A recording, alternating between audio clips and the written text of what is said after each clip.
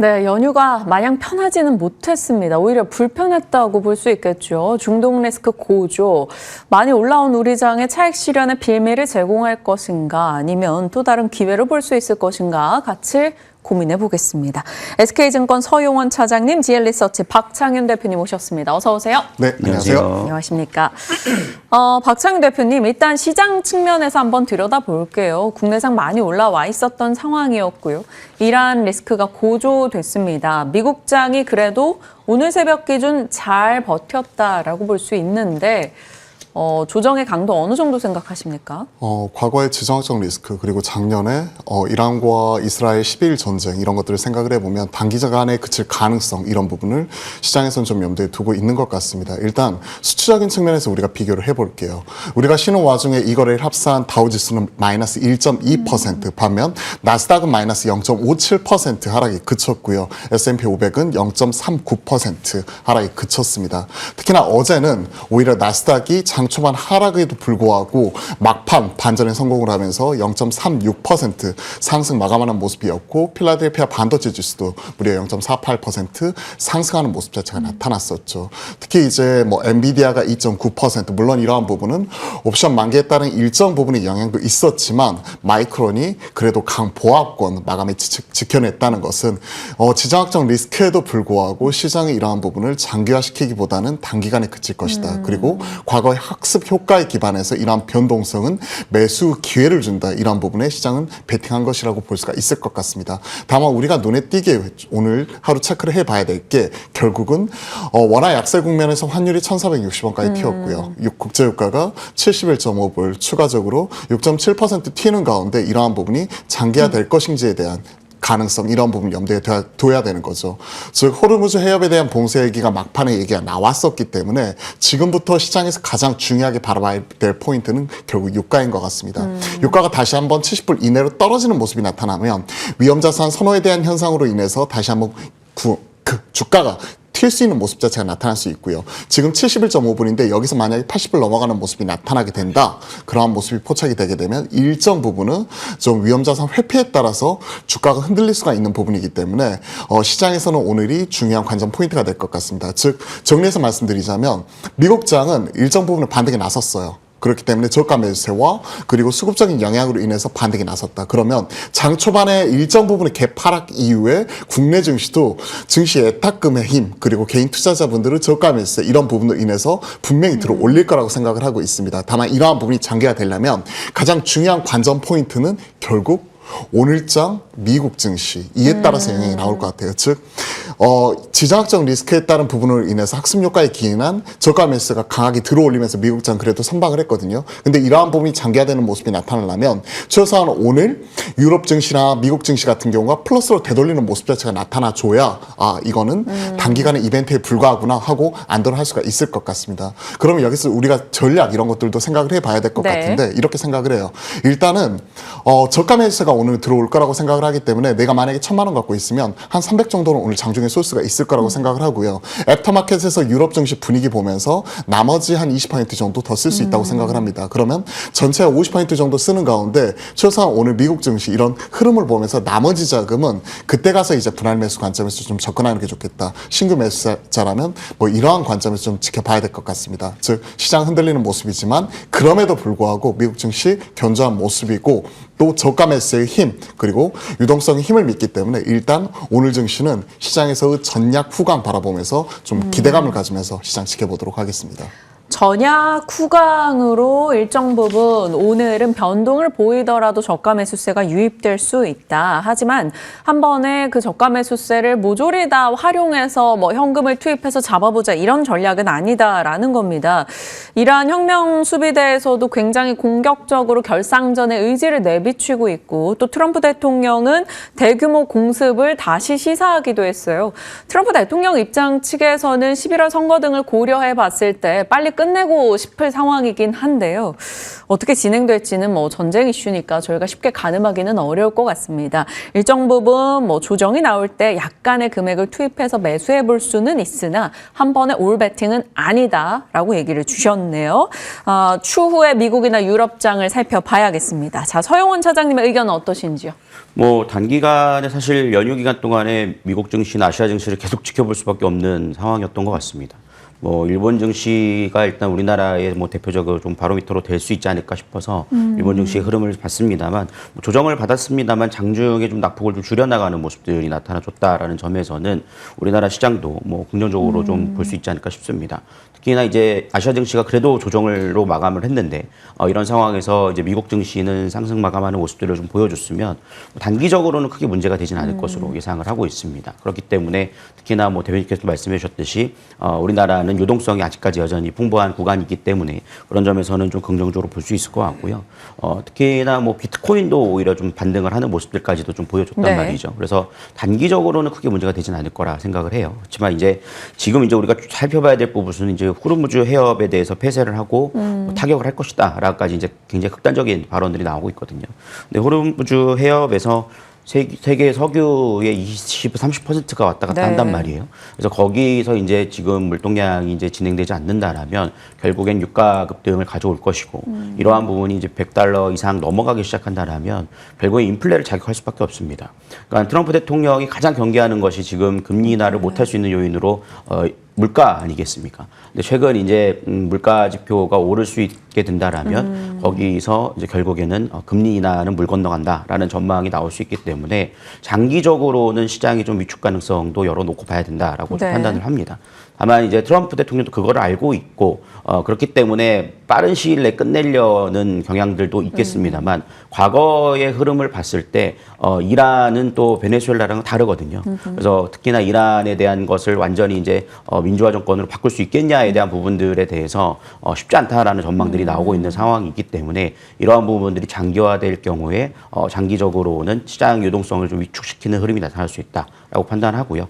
그렇다라면 지금 현재 구간에서 우리나라 시장은 어떻게 봐야 될 것이냐라고 본다라면 당장에는 뭐 정부에서도 뭐 100조 원을 투입해가지고 긴급 자금도 대기하고 있다라는 어떻게 보면 구두 개입도 하는 모습이거든요. 그래서 그거에 대해서 크게 문제가 되지는 않을 거라 생각을 하고요.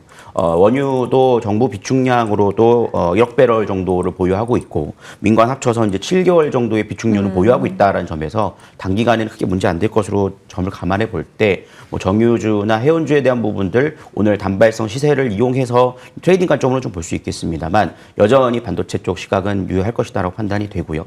하지만 중장기로는 조금 우리가 계속해서 유가를 봐야 된다라고 말씀드릴 수 있겠습니다. 네, 유가 흐름을 보면서 중동 리스크의 확산 여부를 좀 가늠해 보자라고 얘기를 주신 거고요. 장기적으로는 큰 충격은 없을 것이다. 단기적 변동은 열어두되 말씀을 주셨습니다. 그래서 기존 말씀대로 반도체 긍정이고 단발적인 트레이딩으로 유가나 해운 관련주들에 대한 얘기도 해주셨네요. 자, 전쟁 관련한 테마가 과거보다 굉장히 다양해졌습니다. 과거에는 박창훈 대표님, 뭐 GSE, 대성에너지, 흥구석유 이런 물론 이들 종목은 지금도 전쟁 관련 테마로 활발하지만요. 뭐 퍼스텍 이런 휴니드 이런 종목들 위주였다면 요즘엔 조금 더 대형 종목들도 전쟁 관련해서 키워드로 많이 들어가는 것 같아요. 지금 대표적으로 꼽히고 있는 것 중에 뭐 석유화학 등도 거기에 들어가 볼 수 있을 것 같은데 전쟁 관련해서 이런 섹터로 봤을 때 가장 앞단에 뭘 두고 계십니까? 결국 우리가 머릿속에 스치는 거는 결국 방산, 에너지 이거를 한 축에서 좀 볼 수가 네. 있을 것 같은데 다만 이러한 것들이 또 아랍에미리트 투자와 맞물려 가지고 지난 금요일에 반응이 좀 세게 나왔었죠. 아랍에미리트 쪽에서 방산 350억 불 포함 총 650억 불 규모의 이런 사업 협력 합의에 대한 이런 기대감으로 인해서 지난 주말장에서 좀 움직이는 모습이 나타났었고 추가적으로 이런 지정학적 리스크가 불거지게 되면 반사적으로 빅텍, 휴니드, 스페코, 퍼스텍 같은 이러한 가벼운 종목들이 1차적으로 먼저 움직이고요. 그러면서 하나에어로스페이스, 현대로템, LIS 넥스원, 한국항공우주 같은 이러한 큰 종목들 같은 경우가 방산 쪽에 산쪽에서 움직인다고 생각을 하고 있습니다. 그러면서 말씀해 주셨던 에너지 쪽이 움직이는 모습이죠. 에너지가 움직이면서 GSE라든지 한국석유, 흥구석유 같은 이러한 종목들이 테마성으로 움직이는 가운데 해운 쪽도 덩달아 같이 움직이면서 흥하해운, 대한해운, KSS해운, STX XTX 그린로지스 이러한 종목들 같은 경우도 같이 움직입니다. 지금 전장 관련주 이렇게 쭉 나오고 있는데 심플해요. 이런 것들이 장기화되는 모습이 나타나게 되잖아요. 보통 통상적으로 한 1, 2주가량 이러한 종목들이 시장에서 좀 기존의 주도 섹터가 좀 흔들리는 모습이 나타날 때 올라오는 모습이 나오는데 이게 시장을 계속해서 끌고 갈 수는 없습니다. 즉 그렇기 때문에 그동안에 우리가 학습 효과에 기인해 보면 이러한 종목들이 한 1, 2주 정도 강한 모습이 나타나면 시장에서는 좀 약세 흐름 자체가 계속해서 지속이 되고 있는 가운데 크게 셈법은 주도 섹터가 조정이 나올 때 반도체를 담자 하는 분위기가 나타날 수 있고 손 빠르게 들어갔다 발 빠르게 도망쳐 나올 수 있는 내가 매수에 대한 감각이 있다. 그리고 매매에 대한 감각이 있다 하시는 분들은 이런 테마주를 적극적으로 매매하는 모습 자체가 나타나게 되죠. 근데 개인적으로는 저는 덩치와 다르게 좀 쫄보거든요. 겁이 많아요. 그렇기 때문에 차라리 이런 테마주보다는요, 차라리 주도 섹터, 반도체가 최근에 만약에 조정이 세게 나오게 된다, 그러면 저는 살 수 있다고 생각을 해요. 장중에 만약에 오늘 삼성전자나 SK 하이닉스가 한 5% 정도 흔들리는 모습이 그럴 거라고 생각하진 않지만 그런 모습이 나타나게 되면 좀 분할로 담아갈 수 있는 그리고 사고 싶으셨던 분들이 신규로 진입할 수 있는 기회로 삼아보는 게 좋지 않을까 생각을 하고요. 쭉 이런 전장 관련된 테마주도 이런 부분 말씀드렸는데 다시 한번 말씀드리지만 전장 관련 테마주가 시장을 그렇게 계속해서 끌고 갈 수는 없다. 만약 내가 꼭 사고 싶다면 큰 종목 중심으로 하나 에어로스페이스, LIG 넥스원, 현대로템, 한국항공우주 정도만 좀 일부 선별적으로 트레이딩 바이 자체는 가능하겠다. 좀 이렇게 생각을 하고 있습니다. 네, 투자 성향에 맞게끔 하시면 될 것 같아요. 사실 트레이딩이 전쟁 관련 테마에서 굉장히 활발하다. 그러면 트레이딩에 능하신 분들은 그쪽 대응을 하시면 되는 거고요. 그렇지 못하지만 나는 반도체 쪽의 비중 확대를 계획하고 있었다 하시는 분들은 조정 시 얼마든지 활용해 볼 수 있다라는 얘기가 되겠습니다. 다만 방위산업 대형주 같은 경우는 그저 트레이딩용으로 보기에는 한때 뭐 지금도 그렇죠. 언제든 그러니까 주도 섹터의 후보군입니다. 그래서 서 차장님 방산주 탑픽 어떻게 꼽으십니까? 저는 뭐 방산주 탑픽으로 본다라면 하나 에어로스페이스가 좀 맞지 않을까 싶고요. 오늘 한 투에서 180만 원 외치던데요. 네, 뭐 지금 현재 여전히 좀 갈 수 있는 파이는 열려 있다라고 살펴보고 있는 상황이라고 볼 수 있겠고요. 사실 전쟁이 났기 때문에 좀 더 빠르게 움직일 수 있는 부분들이 있지만 결과적으로 우리나라 방산주 같은 경우에는 실적에 대한 기대감도 분명히 있는 부분이기 때문에 네. 이런 점에서는 충분히 좀 긍정적으로 볼 수 있을 것 같습니다. 특히나 지금 이제 뭐 정유나 이런 종목들은 업황 자체가 좋은 건 아닙니다. 그렇기 때문에 단발성으로 끝날 가능성이 높고 하지만 방산이나 조선 쪽까지도 저는 열어보고 있는데 이런 쪽에 대해서는 뭐 신규 수주에 대한 부분들이 여전히 놓여 있다라는 점, 이런 점에서 전쟁이 트리거가 됐다라는 점을 감안해 본다라면 여전히 좀 관심권에 좀 두고 좀 살펴볼 수 있는 부분이 되지 않을까라고 좀 판단을 하고요. 네. 특히나 뭐 지금 결국에는 기본 업황을 봐야 되지 않을까 싶습니다. 그래서 뭐 수출 데이터도 좀 발표가 된 상황에서 상당히 좀 긍정적으로 나왔다는 점을 감안해 본다라면 지금 여전히 반도체와 뭐 방산, 조선 이런 쪽에 대한 순환매로 봐야지 뭐 정유나 뭐 이런 쪽은 말씀하신 대로 트레이딩 관점 이런 쪽이 맞지 않을까라고 생각했습니다. 네. 두 분의 시각이 그러면 반도체 여전히 매매 전략으로서 이 조정을 활용해보는 정도로 말씀을 주신 거고, 그러니까 반도체에 대한 긍정의 시각을 여전히 유지해 주신 겁니다. 그리고 전쟁 관련한 키워드로 대응을 해본다면 방산 대형주 정도로 압축을 해주셨네요. 그러면 전쟁 이슈와 저희 반도체 이슈는 이렇게 넘어가 보도록 하겠고요. 그 외 이슈들을 좀 빠르게 짚어보도록 하겠습니다. 지금 시장에서 그래도 저가 매수 혹은 빠른 회복을 기대하는 요소는 결국 내부적인 수급의 힘입니다. 그게 뭐 ETF로 인해서 들어오는 수급이든 개인의 수급이든요. 서 차장님, 코스닥 액티브 ETF 모멘텀 3월 10일 자리하고 있습니다. 관련해서 저희가 관전 포인트 어떻게 뽑을지 전략을 주신다면요. 사실 지금 코스닥이 정부 차원에서 약간 좀 유도하는 부분들도 있습니다만 워낙 삼성전자 하이닉스가 올라가 버리니까는 코스닥이 상대적으로는 좀 적은 부분들이 분명히 있거든요. 그렇지만 코스닥에 대한 시각을 계속해서 좀 살펴볼 수 있는 부분이 될 거라고 판단하고요. 뭐 말씀해 주셨듯이 코스닥 액티브 ETF가 이제 3월 10일 날 신규 출시가 되죠. 삼성자산운용과 타임폴리오에서 액티브 ETF를 출시를 하게 된다라면 사실 그동안에 개별 종목을 선정해서 투자하기가 꺼리셨던 분들, 그런 분들은 상당히 상당히 좀 큰 대안이 될 수 있을 거라 생각을 합니다. 물론 ETF 같은 경우에는 대부분 이제 지수 추종의 이런 쪽의 흐름이었다라면 액티브는 이제 포트 교체도 함께 이루어지는 부분이다 보니까 여기에 따라서 전반적으로 좀 더 수급이 유입될 가능성이 높다라고 좀 판단을 하고 있고요. 특히나 이제 코스닥 같은 경우는 뭐 기업들의 실적도 중요하겠지만 정부의 정책과 스탠스가 더 중요한 구간이거든요. 그리고 외국인들의 영향을 좀 덜 받는 시장이라고 감안한다라면 코스닥 액티브 ETF가 코스닥의 상단을 좀 더 열어줄 수 있는 부분들이 될 거라고 좀 생각을 하고 있고요. 네. 그런 점에서 뭐 1,500선까지에 대한 흐름들은 보수적으로 봐더라도 좀 무난하지 않을까라고 좀 생각을 합니다. 특히나 지금 이제 좀 지정학적 리스크가 어떻게 될지는 좀 더 지켜봐야겠습니다만 이로 인해서 좀 대형주들이 쉬어가는 흐름들이 나타나 준다라면 그 자금들은 결국에는 코스닥으로 흘러갈 가능성이 높다라고 좀 보고 있습니다. 네, 코스닥에 대한 방어를 저희가 기대하겠습니다. 액티브 ETF의 일정 이벤트가 자리하고 있기 때문이죠. 지금 프리마켓이 출발했습니다. 좀 출발과 동시에 살벌하게 모두 다 파란불이 보여서 약간 위축되게 되는 지금인데요. 전체적으로 시총 상단의 종목들 모조리 다 하락권에서 시작을 하고 있습니다. 하나 에어로스페이스, 고려 아연, 현대 로템, 그리고 HMM, SK 이노베이션 등이 급등하고 있네요. 그러니까 방산주가 현대 로템부터 하나시스템, 한화에어로, LRG 넥스원 등에서 올라가고 있고요. 히토류 쪽에서 고려아연 반응을 보여주고 있네요. 해운이 격합니다. HMM이 26% 급등 출발을 보여주고 있다라는 게 눈에 띄죠. 코스닥 쪽에서도 시총 상단의 종목들 모조리 다 하락권의 움직임 나오고 있는 가운데 펄어비스가 11%의 급등이고요. 우주위성 쪽에서 세트레가이 21%의 상승세 확인이 되고 있습니다. 자, 그러면 상승률 상위로 가서 분위기를 전체적으로 좀 짚어볼까요?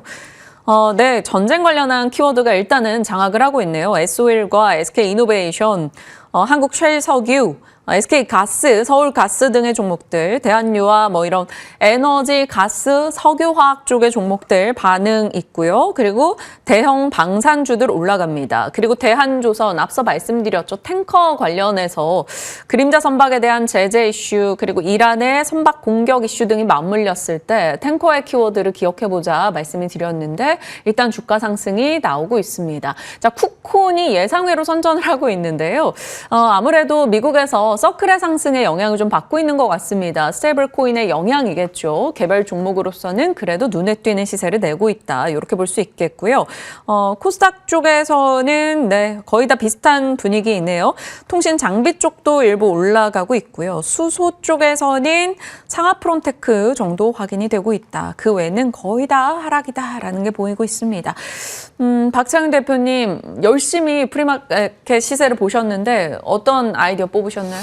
지금 시장이 일단 장 초반에 충격은 불가피하다. 시총 상위에 있는 종목들, 주요 종목들의 하락과 삼성전자 닉스 하락 이런 부분을 생각을 해놓고 본다면 시장은 매크로 변수에 크게 흔들리고 있는 가운데 다시 한번 이제 테마성인 방산, 에너지, 우주, 해운 뭐 이러한 종목들이 가파르게 올라오는 모습이 나타나고 있고 스테이블 코인 쪽에서 쿠콘 같은 경우가 좀 눈에 띄는 모습 포착이 되었습니다. 그리고 현대차 그룹주의 지금 새만금 구조대 투자에 대한 부분으로 인해서 심지어 그 밑에 있는 현대제철까지 가파르게 올라오는 모습이 지난주에 이어서 오늘까지 또 좀 이어지는 모습을 보았었을 때 아무래도 자산주 그리고 저 PBR 종목들의 상승 흐름도 시장에서 한쪽을 차지하고 있구나 이렇게 느낄 수밖에 없을 것 같아요. 일단 시장에서 충격은 불가피할 것 같습니다. 장 초반에 흔들림 자체는 좀 나타나고 있는 모습이고 전자닉스를 중심으로 얼마만큼 이런 낙폭을 빠르게 회복할 수 있을지 이러한 부분을 키를 쥐고 있는 종목이 결국 삼성전자, SK 하이닉스거든요. 지난 금요일날 거래대금을 보시면요. MSCI 리밸런싱의 수요를 개인이 그대로 다 받아가는 모습이 나타났었죠. 외인이 무려 7조 원이 넘게 팔 때 개인이 한 6조 3천억 정도 순매수하는 가운데 거래대금이 코스피에서만 거의 55조 원이 터졌어요. 저 55조 원 터지는 게 언제였는지 잘 기억이 안 나거든요. 그러면서 거래대금이 전체 코스닥 포함 69.7조 거의 70조가 터졌습니다. 즉 개인의 유동성 힘을 전 믿습니다. 그리고 다시 한번 숫자는 거짓말을 하지 않거든요.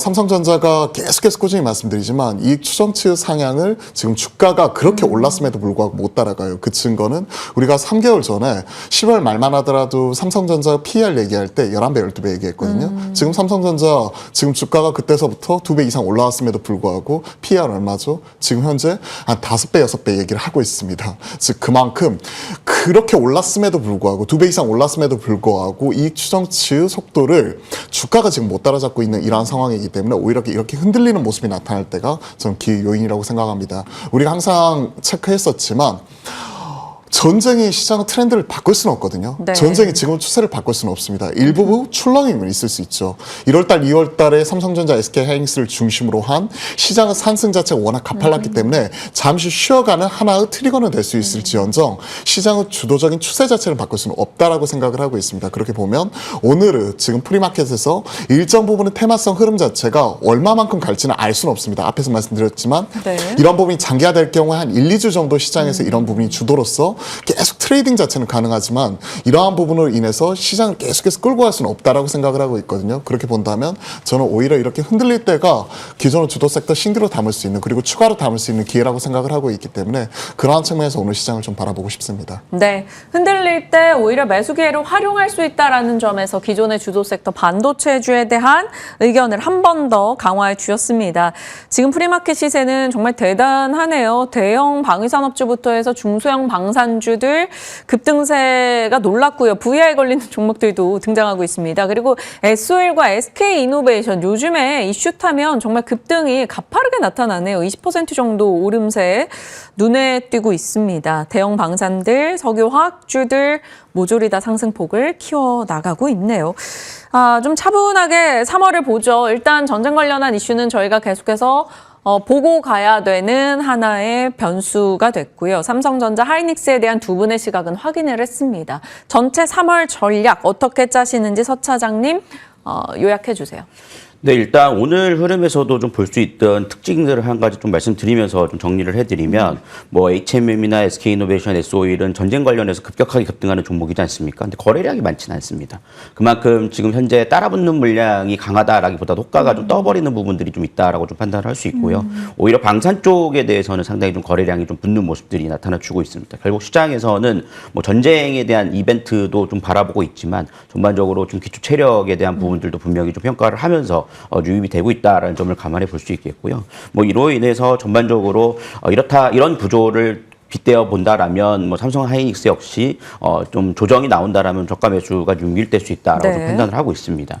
그렇기 때문에 3월 달의 흐름들에 있어서는 뭐 이 이란과의 미국과의 전쟁 리스크가 어떻게 되느냐에 좀 포커스가 맞춰질 거기 때문에 좀 쉬어갈 수 있다라고 판단하지만 스탠스에 대한 변화는 크게 없다라고 좀 판단을 하고 있고요. 오히려 아까 좀 말씀드렸듯이 오히려 그러한 쉬어가는 흐름이 나타나 준다라면 오히려 코스닥 쪽에서는 뭐 1,500을 좀 시도하는 흐름들이 좀 이어지면서 액티비티F의 수급이 좀 몰리는 그런 부분들이 좀 이어질 가능성이 높지 않을까라고 좀 판단을 하고 있습니다. 그렇기 때문에 3월 한 달에 대한 부분들이 뭐 사실 지금 뭐 2월 달보다 좋을 수 있냐 없냐는 예측할 수 없는 시장이기 때문에 네. 그런 부분들을 판단하기보다는 크게 겁낼 자리는 아니고 쉬어간다 하더라도 재차 여전히 상방에 대한 부분들을 지켜보면서 3월 전략을 짜 나가 봐도 충분하지 않을까 싶고요. 오히려 포모로 인해서 못 사셨던 분들은 3월 달에 좀 살 수 있는 매수 기회도 한번 좀 노려볼 수 있지 않을까라고 좀 생각을 하고 있습니다. 네, 참고하겠습니다. 두 분의 시각은 그러하네요. 지금 변동이 나올 때 오히려 주도주 매수할 수 있는 기회로 활용해보자라는 측면이고 각각의 눈여겨볼 수 있는 조선이나 방산의 대형주 정도 같이 투트랙 전략으로 끌고 갈 수 있다. 이렇게 정리가 되겠습니다.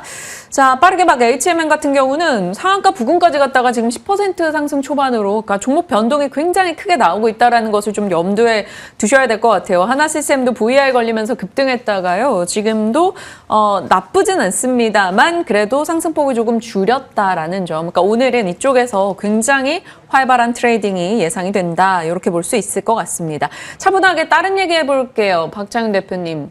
갑작스럽지만 로봇 얘기요. 그 액티브 ETF도 있을 거고요. 그 노란봉투법이라는 키워드도 있고요. 보니까 막 주말 사이에 주요 막 벤츠, BMW 이런 회사에서 다 막 자동차 제조 공정을 로봇 도입한다 이런 얘기 있습니다. 삼전도 이제 자동화 체제 전환 얘기를 꺼냈고요. 로봇의 키워드에서 지금 접근 가능한 종목 어떤 게 있을까요? 로봇 쪽에서 가장 최근에 핫하게 움직였었던 쪽은 LG그룹 쪽이지만 결국 그 키를 쥐고 있는 쪽은 현대차 그룹이죠. 현대차 그룹 쪽에 현대차와 기아를 필두로 현대오토에버, 현대모비스 뭐 이러한 종목들이 1차적으로 움직이는 모습이 나타났었다면 최근에는 현대제철이 가파르게 올라오는 모습이 나타나고 있습니다. 이렇게 올랐음에도 불구하고 지난주 상승을 반영해서 PBR 자체는 0.3배에 불과한 이러한 모습이죠. 제가 좀 현대제철을 보면서 현철이라고 부르거든요. 그러면서 일부 현철 사진이 돌아다니면서 그 히트곡 얘기를 하면서 그 고장난 벽시계라고 있더라고요.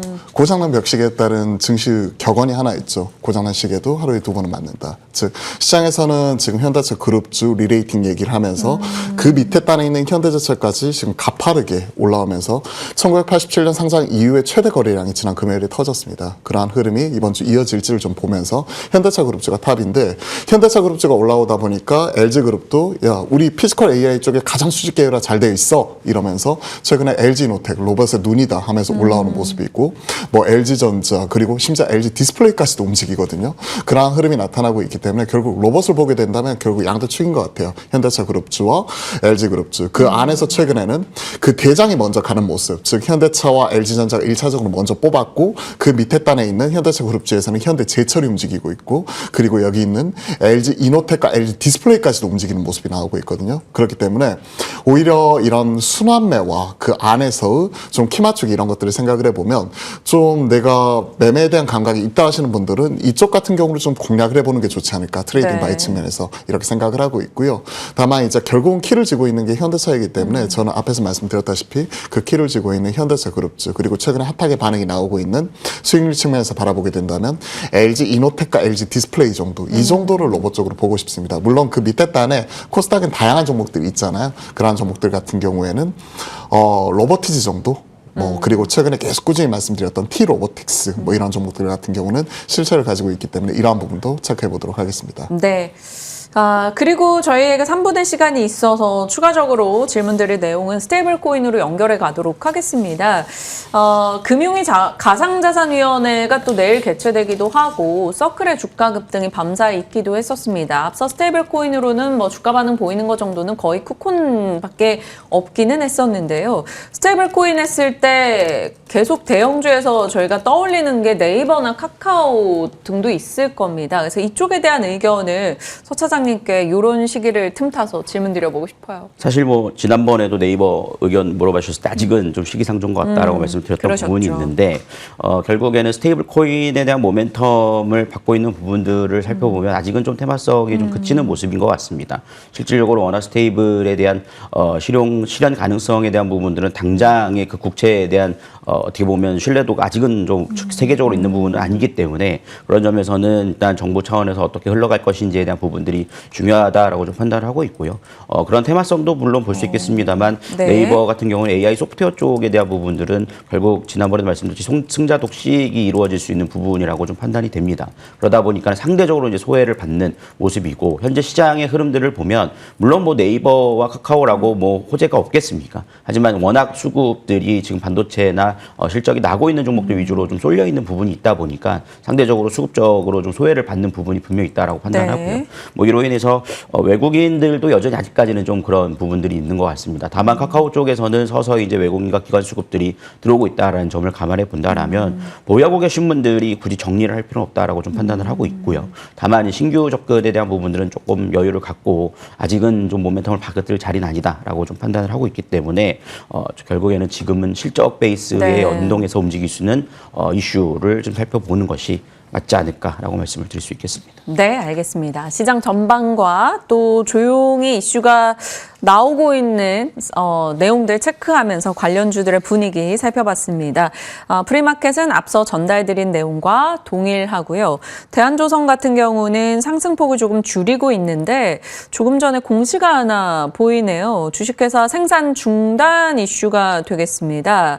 중대재해 발생에 따른 작업 중지 조치이고요.